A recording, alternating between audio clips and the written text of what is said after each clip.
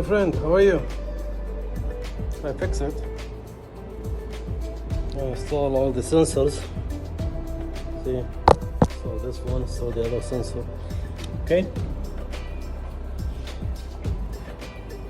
But when I start the engine, it gives me a